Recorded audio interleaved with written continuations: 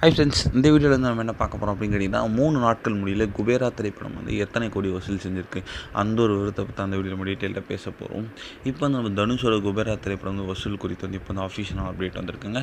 So இப்போ நம்மளோட சேகர் கமலாவோட இயக்கத்தில் நம்மளோட தனுஷ், நாகார்ஜுனா, ராஷ்மிகா மந்தனா இவங்க எல்லாருமே இணைந்து நடித்த திரைப்படம் தான் குபேரா. ஸோ இந்த திரைப்படம் போன வாரம் திரைக்கு வந்துச்சு. ஸோ இந்த திரைப்படத்தோட இசையமைப்பாளர் நம்மளோட டிஎஸ்பி தான். ஸோ இந்த திரைப்படம் ரசிகர் மத்தியில் ஒரு கலவையான விமர்சனம் பெற்றுச்சு அப்படின்னு சொல்லலாம். ஸோ ஒரு தரப்பு மக்கள் நல்லா இருக்குனாலும் இன்னொரு தரப்பு மக்கள் படம் கொஞ்சம் ரொம்ப லென்த்தியாக இருக்குது, கொஞ்சம் ஷார்ட் பண்ணியிருக்கலாம், 2 மணி ஒரு செட்டே ஆகாத சீன் இருந்துச்சு அப்படின்ட்டு கமெண்ட் பண்ணிட்டு தான் இருக்காங்க. ஏன்னா தான் விமர்சனம் கொஞ்சம் அடி வாங்கினாலுமே வசூலில் எந்த ஒரு அடியை வாங்கலைங்க. அதாவது 3 நாட்கள் முடியல கிட்டத்தட்ட 85 கோடி வரைக்கும் வசூல் செஞ்சுருக்குங்க. இது நல்ல ஒரு வசூல் அப்படின்னு சொல்லலாம்.